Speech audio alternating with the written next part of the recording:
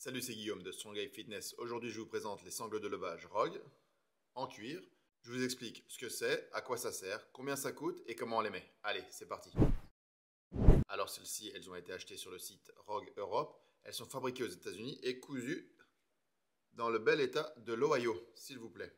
Elles font 53 cm de long et 3,5 cm de large. Et celles-ci, elles sont en cuir. Et c'est pour moi un super gros avantage, parce qu'il faut bien imaginer qu'une sangle de levage autour du poignet pour lever une charge qui soit lourde, il y a de la friction qui va se faire au niveau de la peau du poignet, et entre du cuir et du tissu, le tissu, ça brûle la peau, le cuir, non. Donc c'est bien plus confortable en cuir.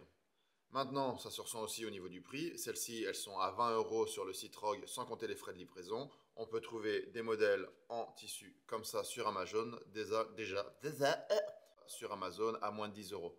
Après, voilà, c'est plus confortable en cuir par rapport à ceux en tissu. Après, à vous de voir. Au final, ça ne change pas grand-chose.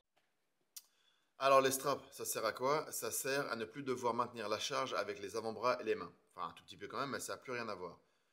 On vient enrouler la sangle autour du poignet, autour de la barre, et la seule chose qu'on a à faire avec les mains, c'est juste maintenir les sangles en position. Ça a plusieurs avantages. Premièrement, comme c'est souvent les avant-bras et les mains qui meurent en premier, on va pouvoir, en mettant les sangles, faire plus de reps, donc augmenter la charge totale de travail et donc progresser plus vite. On pourrait pallier au problème des avant-bras qui lâchent en utilisant une mixed grip par exemple, avec tous les problèmes qui y sont liés.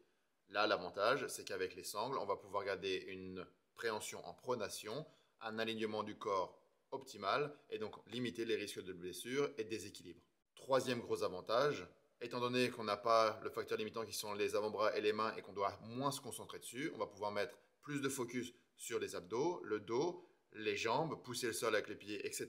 Donc on va augmenter sa rep max. Par contre, les sangles sont à utiliser uniquement quand les avant-bras sont morts ou juste avant.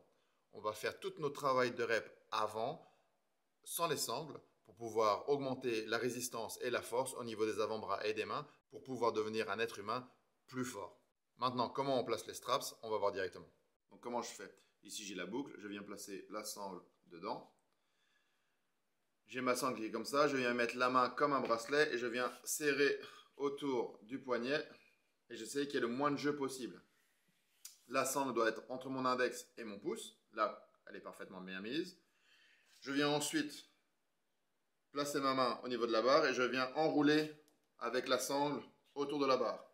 Autant de tours que nécessaire. Et je viens ensuite enserrer ma main au niveau de sur la sangle autour de la barre. Voilà, c'est tout. Simple. Voilà, si vous avez des questions et des commentaires, n'hésitez pas, je répondrai. Il ne me reste plus qu'à vous souhaiter un bon entraînement et à la prochaine. Allez, salut!